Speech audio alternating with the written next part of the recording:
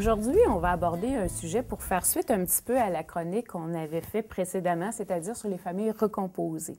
Alors, qu'est-ce qui arrive, par exemple, dans cette famille recomposée quand tout à coup, la belle-mère tombe enceinte et qu'il se forme une mini-famille à l'intérieur de cette famille recomposée?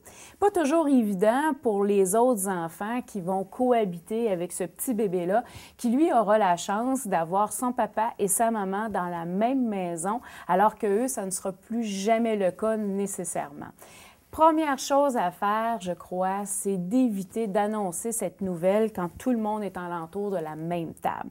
On prend nos enfants respectifs à part et on leur en parle, on leur explique ce qui va se passer et surtout, on leur demande, eux, comment ils vivent cette situation-là.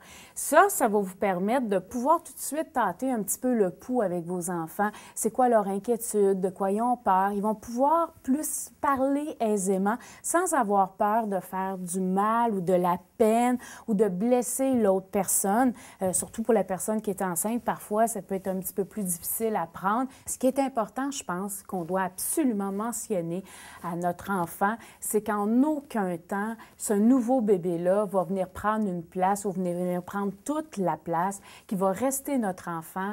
Il faut le sécuriser sur ce point-là, qu'on va autant l'aimer et surtout qu'on va se garder du temps entre parents et enfants avant l'arrivée du nouveau bébé. Souvent, lorsque le petit bébé arrive, naturellement, il y a beaucoup d'attention qui va être mise sur le petit bébé et de se garder des petites plages horaires dans notre agenda pour aller un petit déjeuner avec lui ou continuer à l'accompagner à son soccer ou faire la routine du dodo, c'est très important pour que l'enfant sente qu'il n'a pas perdu son parent. Souvent, quand on décide d'avoir un bébé avec une personne, c'est un projet qu'on a fait sur du long terme, alors vaut mieux vraiment faire les réaménagements avant que la personne tombe enceinte. De cette façon-là, les enfants respectifs de la famille recomposée n'aura pas l'impression que ce nouveau bébé, qui a la chance, lui, d'avoir son papa et sa maman dans la même maison, vient prendre une place qui leur était due avant son arrivée.